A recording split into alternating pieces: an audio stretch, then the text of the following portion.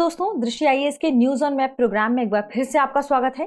क्योंकि हम सभी जानते हैं कि प्रीलिम्स 2023 का जो एग्जाम है वह हो चुका है, इसलिए हमने हमारी रिवीजन सीरीज को समाप्त कर दिया है और अब हम न्यूज ऑन मैप के अगले एपिसोड के साथ यहाँ उपस्थित हुए हैं। यानी आज के एपिसोड की बात करें तो यह 61वां एपिसोड होगा। हम फिर से हमारे न्यूज ऑन मैप प्रोग्राम के अंतर्गत इस एपिसोड की शुरुआत कर रहे हैं। आपके लिए एक और खास बात यह है कि हमारे पिछले वर्ष के न्यूज ऑन मैप से इस बार 5 से भी अधिक सवाल प्रश्न पत्र में आए हैं। तो याद रखिए, किससे? केवल न्यूज ऑन मैप सेशन के अंतर्गत हम इस बारे में बात कर रहे हैं। इससे 5 से भी अधिक प्रश्न पूछे गए हैं और हर एपिसोड में हम एक एक प्रश्न आपको लेकर आएंगे जो हमारे एपिसोड से पूछे गए हैं और उन पर चर्चा भी करेंगे। तो आइए आज के एपिसोड की शुरुआत करते हैं सबसे पहले और देखते हैं हमारी खास खबरों को कि राष्ट्रीय और अंतर्राष्ट्रीय स्तर पर वे कौन सी खास खबरें थी जिन्हें मानचित्र पर देखना या मानचित्र पर जानना हमारे लिए जरूरी है, ताकि हम प्रीलिम्स के एग्जाम में जो भी क्वेश्चन इससे पूछे जाते हैं उन्हें आसानी से हल कर पाएं। तो आइए बढ़ते हैं और देखते हैं सबसे पहले हमारे पहले प्रश्न को। क्योंकि पिछले एपिसोड में आपसे अभ्यास प्रश्न नहीं पूछा गया था, इसलिए आज की शुरुआत यानी आज के एपिसोड की शुरुआत हम पहले प्रश्न से करते हैं। खबर देखते हैं। खबर है, हाल ही में तीसरा भारत प्रशांत द्वीप समूह सहयोग मंच यानी FIPIC शिखर सम्मेलन पापुआ न्यू गिनी के पोर्ट मोरेस्बी में आयोजित किया गया। भारत के प्रधानमंत्री ने पापुआ न्यू गिनी के प्रधानमंत्री के साथ इसकी सह अध्यक्षता की और इसमें 14 प्रशांत द्वीपीय देशों यानी PIC ने पार्टिसिपेट किया था या कहें कि भाग लिया था। इसलिए यह स्थान पापुआ न्यू गिनी हो, चाहे ये प्रशांत के द्वीपीय देश हैं, ये अपने आप में क्या हो जाते हैं, महत्वपूर्ण हो जाते हैं। इसलिए आइए इस प्रश्न पर चर्चा करते हैं। प्रश्न क्या है? निम्नलिखित कथनों पर विचार कीजिए। कथन पढ़िए। कथन है, विषुवत रेखा पापुआ न्यू गिनी को लगभग 2 हिस्सों में बांटती है। दूसरा कथन है, सोलोमन द्वीप समूह पापुआ न्यू गिनी के पूर्व में है। और तीसरा कथन है, federated state of Micronesia Papua New Guinea के उत्तर में है। उपर्युक्त में से कितने कथन सही हैं? केवल 1 कथन सही है, केवल 2 कथन सही है, केवल 3 कथन सही है या सभी कथन गलत हैं? ध्यान रखिएगा, क्योंकि यूपीएससी ने अपने पेपर के पैटर्न और प्रश्न पूछने की जो उसकी प्रकृति है उसमें बदलाव किया है। इसलिए हमने हमारे न्यूज ऑन मैप सेशन में जो भी विकल्प है वह यूपीएससी के अनुसार ही रखे हैं। तो जितना उनके प्रश्न पत्रों में जो भी प्रतिशत था ऐसे कथन पूछे जाने के, न्यूज ऑन मैप के सेशन में भी हम उसी अनुपात में इन कथनों को रखते हैं। आइए देखते हैं सबसे पहले कि ये 3 कथन में से कौन सा कथन सही है और है। सबसे पहले बात करें यदि हम पहले कथन पर, पहला कथन क्या कह रहा है? विषुवत रेखा पापुआ न्यू गिनी को लगभग 2 हिस्सों में बांटती है। तो आइए देखते हैं मैप में सबसे पहले किसे, विषुवत रेखा को, कि यह कहां पर है। यदि बात करें पापुआ न्यू गिनी के बारे में तो देखिए, यह जो येलो कलर में आपको दिखाई दे रहा है यह है पापुआ न्यू गिनी। और पापुआ न्यू गिनी आसपास जो छोटे छोटे आइलैंड है यहाँ तक क्या है, फैला हुआ है। अब बात करें यदि हम विषुवत रेखा या इक्वेटर के बारे में तो देखिए, यह जो रेखा है यह है इक्वेटर। पहला कथन क्या कह रहा है कि पापुआ न्यू गिनी इक्वेटर जो रेखा है उसे 2 बराबर भागों में डिवाइड करती है। लेकिन आप देख सकते हैं कि पापुआ न्यू गिनी केवल यहीं तक विस्तारित है या फेमस है, ना कि इसके आधे हिस्से में यहीं से बांट रहा है। तो यह कथन क्या हो जाएगा? गलत हो जाएगा, क्योंकि इक्वेटर के केवल दक्षिणी हिस्से तक ही पापुआ न्यू गिनी सीमित है। इसे आप स्पष्ट रूप से मैप में देख सकते हैं, लेकिन यहाँ पर 2 बराबर हिस्सों में लिखा है, तो यह कथन गलत हो जाएगा। दूसरा कथन है, सोलोमन द्वीप समूह पापुआ न्यू गिनी के पूर्व में है। तो आइए इसे भी देख लेते हैं। यह है सोलोमन आइलैंड या सोलोमन द्वीप समूह और यह पापुआ न्यू गिनी के पूर्व में स्थित है। बिल्कुल सही बात है। और यदि तीसरे कथन की बात करें तो तीसरा कथन क्या कह रहा है? Federate state of Micronesia Papua New Guinea के उत्तर में है। तो आपने इस मैप में देख ही लिया है कि फेडरेट स्टेट ऑफ माइक्रोनेशिया, जिसे माइक्रोनेशिया के नाम से भी जाना जाता है, ये हल्के पिंक कलर वाले जो डॉट्स हैं इसका आइलैंड है, ये इन्हें ही माइक्रोनेशिया के नाम से भी जाना जाता है। यह पापुआ न्यू गिनी के उत्तर में स्थित है। यानी यहाँ पर दूसरा और तीसरा कथन क्या हो जाएगा? सही हो जाएगा। तो इस प्रश्न के सही जवाब की बात करें तो इस प्रश्न का सही जवाब क्या होगा? केवल 2 कथन सही है, यानी ऑप्शन बी इस प्रश्न का सही जवाब है। बढ़ते हैं अगले प्रश्न की तरफ और हमारी अगली खबर को देख लेते हैं। अगली खबर है, हाल के समय में चरम मौसमी घटनाओं ने कई बार भारत में सामान्य जीवन को अस्त व्यस्त कर दिया है। उल्लेखनीय है कि वैश्विक जलवायु जोखिम सूचकांक 2021 ने जलवायु जोखिम से सबसे अधिक प्रभावित देशों की सूची में भारत को 7वें स्थान पर ला दिया है, या इसने भारत ने 7वां स्थान हासिल किया है। इसलिए यहाँ पर महत्वपूर्ण क्या हो जाता है? जलवायु जोखिम से उत्पन्न जो भी हमारी स्थितियां हैं, परिस्थितियां हैं, भौगोलिक दशाएं हैं, उनके बारे में हम चर्चा कर लें और मैप पर उन पर यहाँ प्रश्न फ्रेम कर लें। प्रश्न है, भारत में वार्षिक वर्षण परिवर्तनीयता यानी एनुअल रेनफॉल वेरिएबिलिटी इसके संदर्भ में निम्नलिखित कथनों पर विचार कीजिए। कथन क्या है? पश्चिम भारत के कुछ क्षेत्रों में यह 60% से अधिक है। दूसरा, कर्क रेखा के निकट पश्चिम से पूर्व की ओर जाने पर वर्षा की परिवर्तनीयता में सामान्यतः कमी नजर आती है। अब यहाँ पर बात कर लेना जरूरी है किसके बारे में? वार्षिक वर्षण परिवर्तनीयता के बारे में कि यह क्या है। हम सभी जानते हैं जलवायु के संदर्भ में यदि हम बात करें तो पिछले कुछ वर्षों की कम से कम 30 वर्ष इसमें लिए जाते हैं। 30 वर्षों की मौसमी जो भी घटनाएं हैं उनके औसत को ही जलवायु परिवर्तन के रूप में, जलवायु के रूप में जाना जाता है। यदि हम वर्षण की बात करें तो वर्षण के रूप में भी यही बात कही जाती है कि औसत रूप से किन्हीं खास स्थान में या किसी क्षेत्र की 30 वर्षों की जो भी गतिविधि रही है वर्षण के हिसाब से, मान लीजिए किसी स्थान में औसत रूप से 50 सेंटीमीटर बारिश होती रही है और ऐसे में अचानक से किसी वर्ष यह 20 सेंटीमीटर हो जाए और किसी वर्ष 80 सेंटीमीटर हो जाए, तो यह जो परिवर्तन हो रहा है इस परिवर्तन को ही कहा जाता है वर्षण परिवर्तनीयता। किसी स्थान में किस तरीके से इनमें परिवर्तन आता है। तो प्रश्न क्या कह रहा है? पश्चिम भारत के कुछ क्षेत्रों में यह 60% से अधिक है। तो आइए देख लेते हैं मैप में इसे कि भारत के मैप में क्या ये कथन सही बात कह रहा है या नहीं। भारत के मैप में यदि हम देखें तो इसमें लिखा है एनुअल रेनफॉल वेरिएबिलिटी, यानी इसके हम वर्षण परिवर्तनीयता को देखेंगे। भारत के संदर्भ में यह हिस्सा भारत का पश्चिमी हिस्सा है और आप स्पष्ट रूप से देख पा रहे होंगे कि मोर देन 60% यानी वर्षण की परिवर्तनीयता भारत के पश्चिमी हिस्से की यदि हम बात करें तो 60% से भी क्या है? अधिक है। और जैसे ही हम पश्चिम से पूर्व दिशा की ओर आते हैं तो ये परिवर्तनीयता क्या हो रही है? कम होती जा रही है। और रेगिस्तान के हिस्से की यदि हम बात करें तो इसके लिए परिवर्तनीयता अच्छी भी मानी जा सकती है, यानी जहां वर्षा 20 सेंटीमीटर हो रही है वहां पर यदि 50 सेंटीमीटर होती है तो वहां की वनस्पति के लिहाज से यह बात सही भी मानी जा सकती है। यानी यहाँ पर दोनों ही कथन क्या हो जाएंगे? हमारे सही हो जाएंगे। 60% से अधिक है भारत के पश्चिमी हिस्से में और कर्क रेखा के निकट पश्चिम से पूर्व की ओर जाने पर वर्षा की परिवर्तनीयता में सामान्यतः क्या देखी जाती है? कमी। यह है कर्क रेखा और जैसे ही आप इसके निकट आगे बढ़ते हैं पूर्व दिशा की ओर तो इसमें कमी नजर आ रही है। दोनों कथन सही है तो इस प्रश्न का सही जवाब क्या हो जाएगा? 1 और 2 दोनों, यानी ऑप्शन सी इस प्रश्न का सही जवाब होगा। बढ़ते हैं अगली खबर की तरफ और अगले प्रश्न को भी देख लेते हैं। अगली खबर है, हाल ही में पीपल्स बायोडायवर्सिटी रजिस्टर यानी पीबीआर के अद्यतन और सत्यापन हेतु राष्ट्रीय अभियान गोवा में शुरू किया गया था, जो भारत की समृद्ध जैव विविधता के प्रलेखन एवं संरक्षण में एक महत्वपूर्ण मील का पत्थर है। इसलिए भारत की बायोडायवर्सिटी के लिहाज से यह प्रश्न महत्वपूर्ण है। प्रश्न क्या है? निम्नलिखित की अवस्थिति पर विचार कीजिए। कथन क्या है? यानी हमारे पास ऑप्शन क्या दिए हुए हैं? भीमबांध वन्यजीव अभ्यारण्य, कैमूर वन्यजीव अभ्यारण्य, धौलाधर वन्यजीव अभ्यारण्य, दांडेली वन्यजीव अभ्यारण्य। उपयुक्त में से कितने वन्यजीव अभ्यारण्य प्रायद्वीपीय भारत में स्थित हैं? हमारे ऑप्शन है केवल 1 अभ्यारण्य, केवल 2 अभ्यारण्य, केवल 3 अभ्यारण्य या सभी 4 अभ्यारण्य। यदि हम बात करें भारत में अभ्यारण्य की इन स्थितियों के संदर्भ में और सबसे पहले चर्चा करेंगे इन चारों अभ्यारण्य के बारे में, क्योंकि इसी के संदर्भ में प्रश्न फ्रेम किया गया है। लेकिन जरूरी क्या है, इसमें पूछा क्या गया है कि प्रायद्वीपीय भारत में कौन सा स्थित है, तो इसलिए जानना जरूरी है कि हम देखें कि प्रायद्वीपीय भारत वाला क्षेत्र कौन सा है।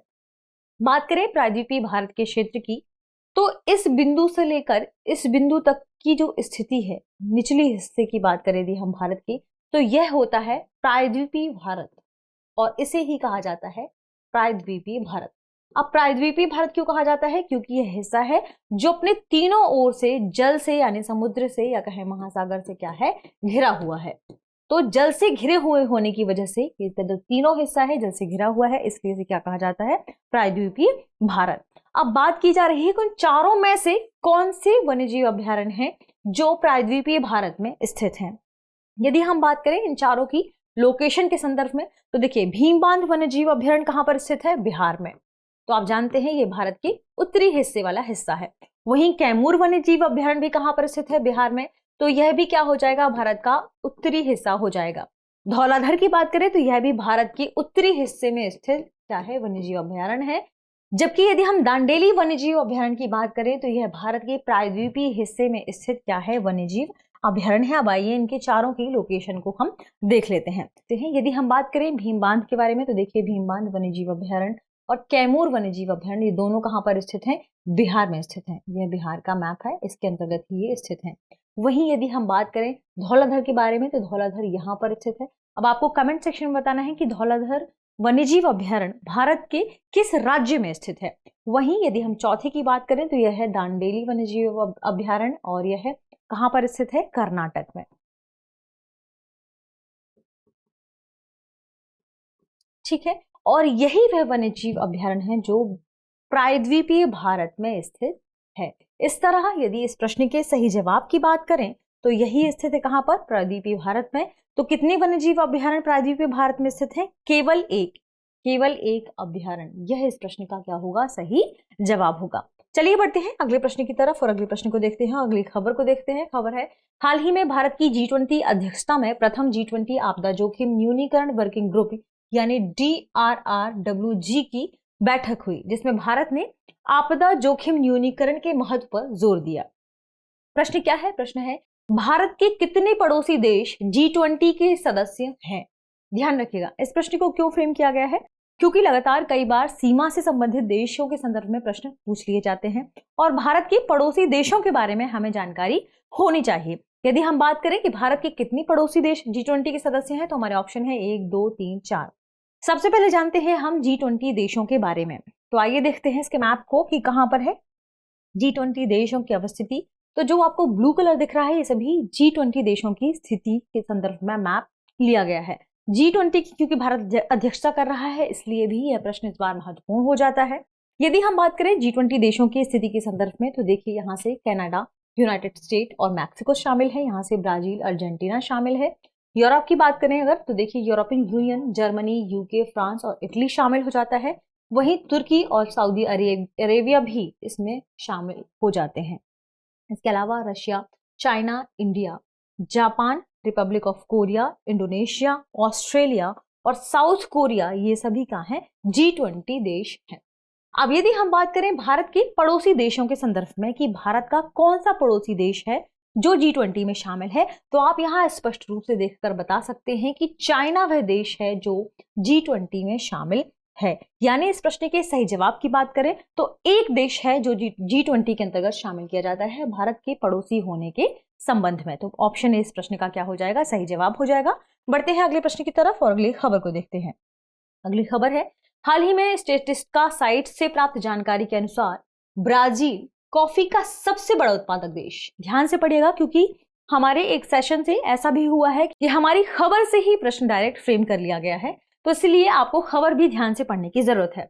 तो कॉफी का सबसे बड़ा उत्पादक देश कौन सा है, ब्राजील। इसके बाद क्रमवार देखिएगा, दूसरे नंबर पर है वियतनाम, तीसरे नंबर पर है कोलंबिया, चौथे नंबर पर है इंडोनेशिया, पांचवें नंबर पर है इथियोपिया और होंडुरास जो कि 6 नंबर पर है और 7वें नंबर पर है भारत।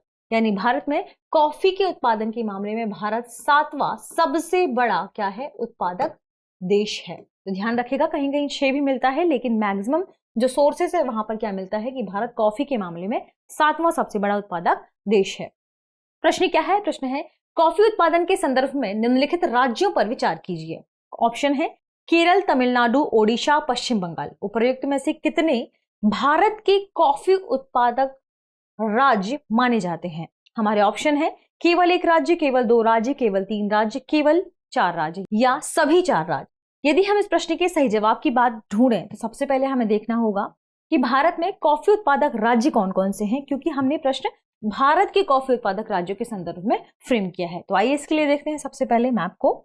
इसमें हम भारत के मैप को देखेंगे और कॉफी उत्पादन के मामले में भारत के कौन से राज्य हैं जो महत्वपूर्ण है उनके बारे में चर्चा करेंगे। तो आप इस मैप से समझ ही गए होंगे कि यह जो क्षेत्र है, यह जो रीजन है, यह वह रीजन है जहां पर कॉफी का उत्पादन सबसे अधिक मात्रा में होता है। ठीक, इसके बाद आता है आंध्र प्रदेश और ओडिशा का नंबर, फिर इसके बाद आता है तेलंगाना का नंबर। ठीक है, वही उत्तर भारत के संदर्भ में हम बात करें तो उत्तर पूर्व भारत में ये देश हैं जो छोटे मोटे स्तर पर कॉफी का उत्पादन करते हैं।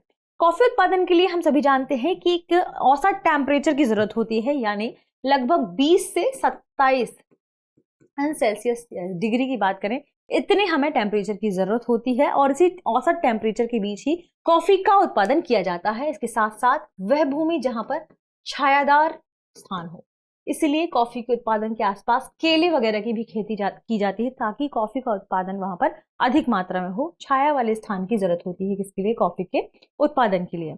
सबसे ज्यादा कॉफी के उत्पादन की बात करें तो भारत में कर्नाटक पहले नंबर पर है, दूसरे नंबर पर केरल है और तीसरे नंबर पर तमिलनाडु है।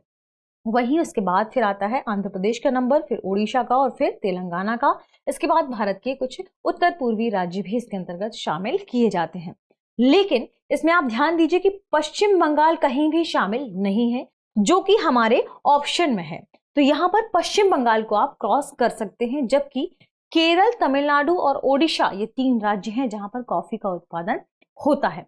तो इस प्रश्न की यदि हम सही जवाब की बात करें कि भारत के कॉफी उत्पादक राज्यों में कितने राज्य माने जाते हैं, तो कितने राज्य माने जाते हैं? केवल 3 राज्य। ऑप्शन सी इस प्रश्न का क्या हो जाएगा? सही जवाब हो जाएगा। बढ़ते हैं अगले प्रश्न की तरफ और अगली खबर को देखते हैं।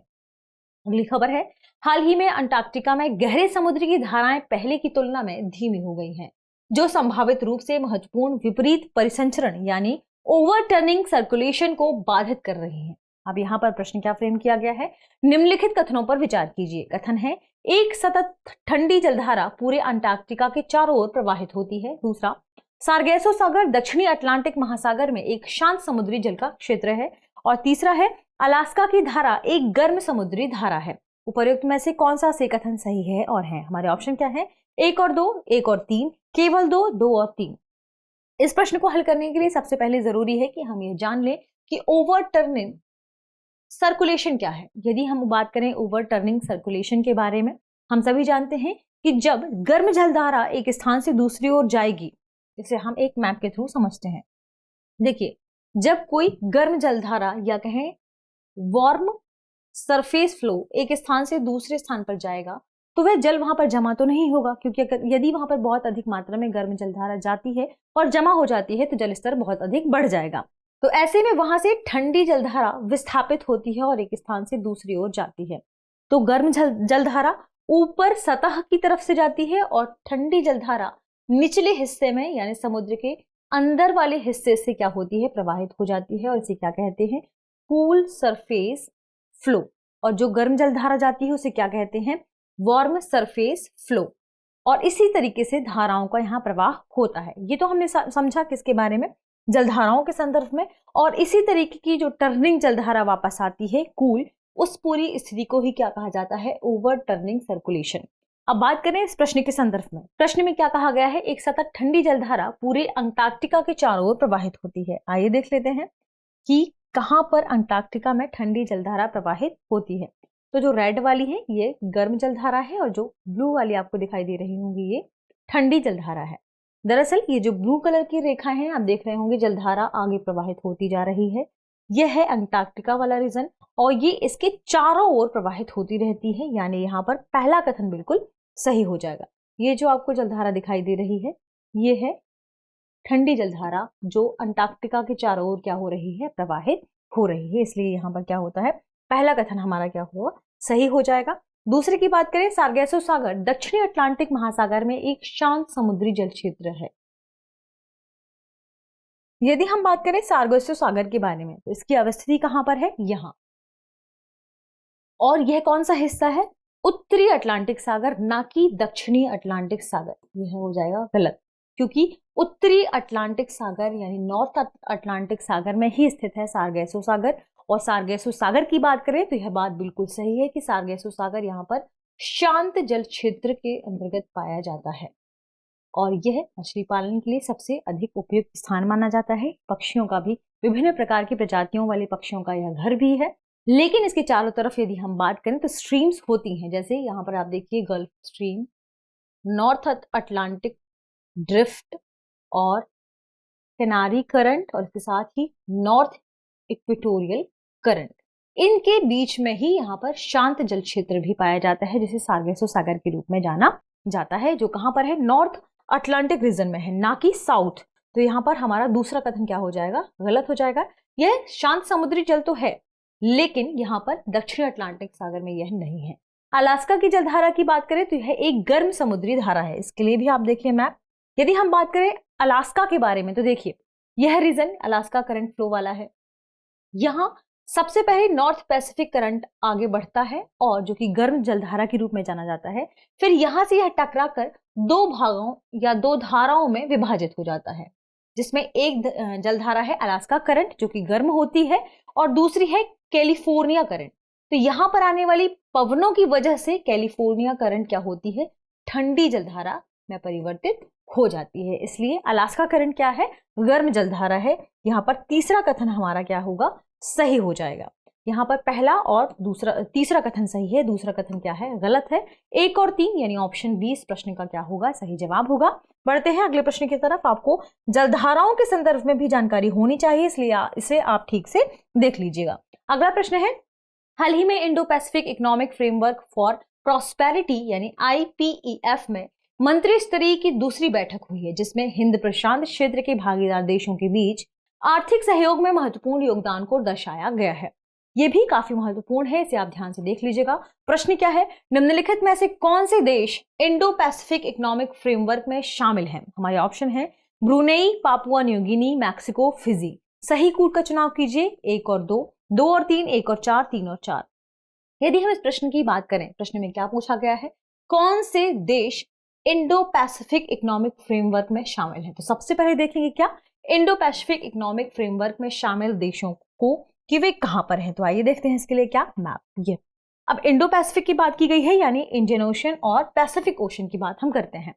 पैसिफिक ओशन और इंडियन ओशन में यदि हम फ्रेमवर्क की बात करें, इकोनॉमिक कंट्रीज की बात करें, महत्वपूर्ण अर्थव्यवस्थाओं की बात करें, तो भारत को मिलाकर इसमें 14 देश शामिल किए जाते हैं।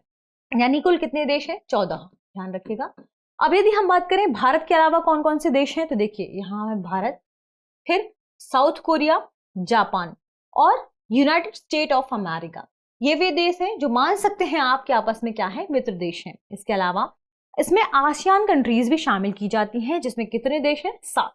ध्यान रखिएगा कितने, 7। कौन कौन से हैं, Thailand, Vietnam, Philippines, Brunei, Malaysia, Singapore और इंडोनेशिया। वहीं 3 ऐसे देश हैं जैसे ऑस्ट्रेलिया, न्यूजीलैंड और फिजी। यदि आप ओशिनिया की बात करें तो ओशिनिया में 3 देश सबसे महत्वपूर्ण हो जाते हैं, ऑस्ट्रेलिया, न्यूजीलैंड और फिजी। ये 3 देश भी इन महत्वपूर्ण अर्थव्यवस्थाओं में शामिल किए जाते हैं। टोटल कितने देश हो गए, 14। इसमें 14 देश हैं। अब हम प्रश्न की बात करें तो प्रश्न के मुताबिक कौन से देश शामिल नहीं हैं? हमने देखा ब्रुनेई शामिल है और फिजी भी शामिल है, जबकि मैक्सिको और पापुआ न्यू गिनी इसमें शामिल नहीं है। तो इस प्रश्न के यदि हम सही जवाब की बात करें, कौन से देश शामिल हैं, 1 और 4, तो इस प्रश्न का सही जवाब क्या हो जाएगा, ऑप्शन सी। ये इंडो पैसिफिक इकोनॉमिक फ्रेमवर्क में शामिल है, जिन्हें आप देख सकते हैं। इसमें कौन कौन शामिल नहीं है, पापुआ न्यू गिनी इसमें शामिल नहीं है और मैक्सिको भी इसमें शामिल यहाँ पर नहीं है। ठीक है, तो इस प्रश्न का सही जवाब हमारा क्या होगा, ऑप्शन सी होगा। बढ़ते हैं अगले प्रश्न की तरफ, अगली खबर को देख लेते हैं। अगली खबर है, भारत के केंद्रीय शिक्षा मंत्री ने हाल ही में मौजूदा संबंधों को मजबूत करने और शिक्षा एवं कौशल विकास में द्वीपीय संबंधों को व्यापक बनाने के अवसरों की तलाश के उद्देश्य से सिंगापुर की 3 दिवसीय यात्रा शुरू की। यहाँ पर ये स्थितियां महत्वपूर्ण हो जाती हैं। प्रश्न क्या है, निम्नलिखित कथनों पर विचार कीजिए। कथन क्या है, सिंगापुर किसी भी भारतीय भूभाग की तुलना में भूमध्य रेखा के अधिक निकट स्थित है। दूसरा, भारत का स्वदेशी नेविगेशन प्रणाली यानी नाविक मलय प्रायद्वीप समेत पूरे सिंगापुर में नेविगेशन सुविधाएं उपलब्ध कराने में सक्षम है। अब यहाँ पर नाविक से संबंध जोड़कर इस प्रश्न को इसलिए भी लिया गया है क्योंकि अभी हाल ही में नाविक एक सैटेलाइट को लॉन्च किया गया है और नाविक भारत का एक महत्वपूर्ण क्या है, नेविगेशन सिस्टम है, जिसके बारे में लगातार ये सुर्खियों में बना रहता है। तो इसके प्रश्न की यदि हम ऑप्शन की बात करें, ऑप्शन है उपरोक्त में से कौन सा से कथन सही है, और है केवल 1, केवल 2, 1 और 2 दोनों, ना तो 1 और ना ही 2। बात करें यदि हम पहले कथन के बारे में, क्या कहा गया है, सिंगापुर किसी भी भारतीय भूभाग की तुलना में भूमध्य रेखा के अधिक निकट स्थित है। तो आइए देख लेते हैं मैप। यह है मैप जिसमें आप बात कर पाएंगे भारत के संदर्भ में और सभी भूभाग के संदर्भ में जो भूमध्य रेखा के आसपास आते हैं। भारत की यदि हम भूभाग की बात करें, किसी भी भूभाग के बारे में लिखा गया है, अंडमान निकोबार के बारे में चर्चा करते हैं तो 6.8 नॉर्थ में स्थित है यह, जबकि सिंगापुर कहां पर है ये, और सिंगापुर भूमध्य रेखा के कितने नॉर्थ में स्थित है, 1.5 यानी लगभग 1.5 नॉर्थ। तो यहां पर यह बात बिल्कुल सही हो जाती है कि किसी भी भूभाग की तुलना में भारत की सिंगापुर इसके यानी भूमध्य रेखा के अधिक नजदीक स्थित है। तो पहला कथन क्या हो जाएगा, सही हो जाएगा। दूसरे कथन की बात करें, क्या कह रहा है कि नाविक जो कि भारत का नेविगेशन प्रणाली है, मलय प्रायद्वीप समेत सिंगापुर में नेविगेशन सुविधाएं उपलब्ध कराने में सक्षम है। तो आइए देखते हैं क्या है भारत की तरफ से जो मैप जारी किया गया है नाविक को लेकर, यानी भारत के नेविगेशन की हम रेंज की बात करें, भारत के या इंडिया के लैंड मास को छोड़कर, तो हम लगभग कितने एरिया को कवर कर रहे हैं आप देख पा रहे होंगे। यह ये भारत की तरफ से एक क्या है, एक्सटेंडेड जो हमने अपना एरिया है वो प्रोवाइड कराया है कि हम इतने एरिया में सर्विस दे सकते हैं किसकी, नेविगेशन सिस्टम की। और सिंगापुर स्थित है यहाँ पर, तो सिंगापुर से आप समझ लीजिए कितनी दूरी पर, सिंगापुर के बहुत ही पूर्वी हिस्से तक हम यह सुविधा उपलब्ध करवा सकते हैं। तो यहाँ पर हमारा दूसरा कथन क्या हो जाएगा कि हम बिल्कुल एकदम सुविधाएं अपनी उपलब्ध करवा सकते हैं सिंगापुर से भी काफी दूर स्थित जो हमारे स्थान है वहां तक। तो दोनों ही कथन सही है, तो इस प्रश्न का सही जवाब क्या हो जाएगा, ऑप्शन सी, 1 और 2 दोनों कथन इसके बारे में सही है। बढ़ते हैं अगले प्रश्न की तरफ। अगला प्रश्न है, देखिए, हाल ही में ग्रेट हिमालयन नेशनल पार्क में एक विवेचना केंद्र यानी इंटरप्रिटेशन सेंटर स्थापित किया गया है। यह केंद्र वहां पाई जाने वाली वनस्पतियों एवं जीव जंतुओं के बारे में जानकारी प्रदान करेगा। प्रश्न है, निम्नलिखित को उत्तर से दक्षिण के क्रम में व्यवस्थित कीजिए। ध्यान रखिएगा, हमारे ऑप्शन क्या है, पिन घाटी national park, Dudhwa national park, Shirui national park और दाचीगाम नेशनल पार्क। सही कूट का चुनाव करना है। ऑप्शन क्या है, 1 2 3 4, 1 3 2 4, 1 4 2 3, 4 1 2 3। अब आइए देखते हैं, क्योंकि हमें दर्शाना क्या है, उत्तर से दक्षिण के क्रम में व्यवस्थित करना है। देखें, यानी इनके बारे में बात करें कि ये कहाँ कहाँ स्थित है, तो इनकी स्थिति को देख लेते हैं मैप में कहाँ कहाँ स्थित है। सबसे पहले बात करें पिन घाटी के बारे में। देखिए, पिन घाटी कहां पर स्थित है, हिमाचल प्रदेश में।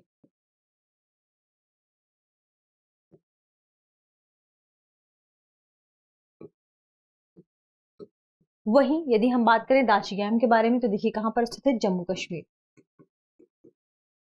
यह डल लेक से पूर्व में स्थित है। ध्यान रखिएगा, क्योंकि हो सकता है ऐसा भी प्रश्न या कभी ऐसा कथन फ्रेम कर दिया जाए। दुधवा नेशनल पार्क हम सभी जानते हैं कहां पर स्थित है, यूपी में यानी उत्तर प्रदेश में और नेपाल की बॉर्डर के आसपास स्थित है। और हमारा चौथा है सिरोई नेशनल पार्क, जो कि कहां पर स्थित है, मणिपुर में। अब चूंकि उत्तर से दक्षिण के क्रम को हमें बताना है, तो सबसे पहले यानी उत्तर में क्या है, दाचीगाम, दूसरे में है पिन वैली, तीसरे नंबर पर है दुधवा नेशनल पार्क और चौथे नंबर पर है शिरुई। तो आइए देख लेते हैं इनकी स्थिति। सबसे पहले देखेंगे दाचीगाम, दाचीगाम यानी 4th, दूसरे नंबर पर है पिन घाटी यानी नंबर 1, तीसरे नंबर पर है दुधवा नेशनल पार्क यानी नंबर 2 और सबसे दक्षिण क्रम में क्या है, शिरोई नेशनल पार्क, जो कि कहां पर है, मणिपुर में यानी 3। तो 4 1 2 3 इसका सही क्रम होगा। 4 1 2 3 हमारे ऑप्शन डी में है, यानी ऑप्शन डी इस प्रश्न का क्या होगा, सही जवाब होगा। बढ़ते हैं अगले प्रश्न की तरफ और अगले प्रश्न को देखते हैं। अगली खबर है, हाल ही में ओडिशा के चिल्का वन्यजीव प्रभाग द्वारा की गई पक्षियों के वार्षिक ग्रीष्मकालीन सर्वेक्षण के दौरान झील में पक्षियों की 88 प्रजातियां पाई गई हैं। यहाँ पर झील चर्चा में आ जाती है, इसलिए हमने झील के संदर्भ में यह प्रश्न फ्रेम किया है। प्रश्न है, निम्नलिखित में से कौन सी एक झील अन्य तीनों से भिन्न है। हमारे ऑप्शन क्या है, चिल्का झील, पुलिकट झील, वेम्बनाड झील, कोल्लेरू झील। हम सभी जानते हैं झील को कई प्रकार से डिवाइड किया जाता है। यदि हम क्राइटेरिया की बात करें कि इन्हें कितने क्राइटेरिया में डिवाइड किया जाता है, तो सबसे पहले होती है खारे और या मीठे पानी की झील। दूसरा क्राइटेरिया क्या है कि ये लैगून झील है या इनलैंड झील है। और तीसरा क्राइटेरिया क्या है कि ये जो झील पाई जाती है ये कहां पर है और कैसे है, यानी ये प्राकृतिक झील है या मानव निर्मित झील है। तो इसी आधार पर ही हम बता सकते हैं। यदि हम बात करें इन झीलों के संदर्भ में, तो देखिए चिल्का झील, पुलिकट झील और वेम्बनाड झील ये तीनों खारे पानी की झील है। और इनके साथ साथ एक खास विशेषता क्या है कि ये कहां पर स्थित है, यदि हम बात करें तो ये सभी क्या है, लैगून झील है। अब चारों हम झीलों की बात करें, चारों झीलों की खास विशेषता क्या है, ये चारों प्राकृतिक झीलें हैं। लेकिन जो अंतर इस चौथे ऑप्शन से अलग करता है वह यह है कि कोल्लेरू झील मीठे पानी की झील है और यह दलदली भूमि में पाई जाती है। ठीक है, तो यहां पर चौथी झील क्या हो जाएगी, अन्य 3 झीलों की तुलना में क्या हो जाएगी, अलग हो जाएगी, यानी ऑप्शन डी इस प्रश्न का क्या होगा, सही जवाब होगा। तो चलिए अब हम इनकी लोकेशन देख लेते हैं कि इनकी लोकेशन कहां कहां पर है। सबसे पहले चिल्का झील के बारे में देखते हैं, पुलिकट झील के बारे में देखते हैं। तो यहाँ पर है ओडिशा में चिल्का झील। पुलिकट झील की बात करें तो यहाँ पर है पुलिकट झील, स्थान क्या है, तमिलनाडु। पुलिकट झील कहां पर है, ओडिशा। तीसरी झील है हमारी वेम्बनाड झील और चौथी कोल्लेरू। यानी तीसरी है क्या, वेम्बनाड, जो कि कहां पर है, केरल में, और चौथी है कोल्लेरू जो कि इनसे अलग है। कोल्लेरू झील की खास विशेषता क्या है कि कृष्णा और गोदावरी नदी से जो पानी रिसकर निकल कर आता है वही इस झील को फीड करता है, और यह कहां पर स्थित है, आंध्र प्रदेश में। ठीक है, इस प्रश्न का सही जवाब क्या था, ऑप्शन डी। बढ़ते हैं अगले प्रश्न की तरफ और अगले प्रश्न को देख लेते हैं। अगला प्रश्न क्या है, जो कि आपके प्रीलिम्स अभी हाल ही में संपन्न हुआ है उसमें पूछा गया है, और इस प्रश्न के बारे में हमने हमारे सेशन में चर्चा भी की थी। इसकी पुष्टि हम आगे स्लाइड में भी करेंगे। प्रश्न क्या था, हाल के वर्षों में चाड, गिनी, माली और सूडान ने निम्नलिखित में से किस एक कारण से अंतरराष्ट्रीय ध्यान आकर्षित किया जो इन सभी देशों से संबंधित है। हमारे ऑप्शन क्या है, ऑप्शन है दुर्लभ मृदा तत्वों से संबंधित निक्षेपों की खोज, ऑप्शन बी है चीनी सैन्य बेस का स्थापित होना, तीसरा है सहारा मरुस्थल का दक्षिणाभिमुखी प्रसार, और चौथा है सफल तख्ता पलट।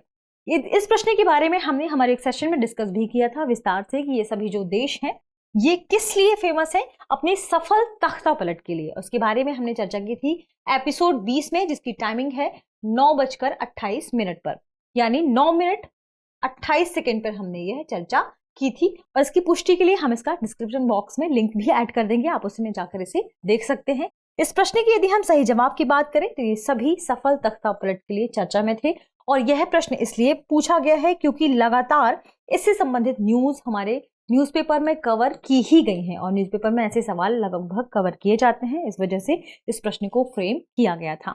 इसके अलावा हम लगातार हर एपिसोड में अपने प्रश्नों के बारे में चर्चा करेंगे जो कि पूछे गए हैं यूपीएससी 2023 के प्रश्न पत्र में। आज के अभ्यास प्रश्न पर चर्चा कर लेते हैं, जिसका जवाब आपको कमेंट सेक्शन में देना है। प्रश्न क्या है, निम्नलिखित युग्मों पर विचार कीजिए। एक साइड आपको नदी दी हुई है और दूसरे स्थान पर आपको निकास दिए हुए हैं। नदियों में कौन कौन है, नदियों में कौन कौन से हैं, Mackenzie, Colorado, Hudson, Saint Lawrence हमारे निकास के स्थान में है। आर्कटिक महासागर, कैलिफोर्निया की खाड़ी, मैक्सिको की खाड़ी, अटलांटिक महासागर। उपयुक्त में से कौन सा से युग्म सही है और है, केवल 1 और 2, केवल 1, 2, 4, केवल 2, 3, 4, केवल 2 और 4। तो इस प्रश्न का सही जवाब कमेंट सेक्शन में देना ना भूलें। मिलते हैं अगले एपिसोड में कुछ खास प्रश्नों के साथ, तब तक के लिए शुक्रिया।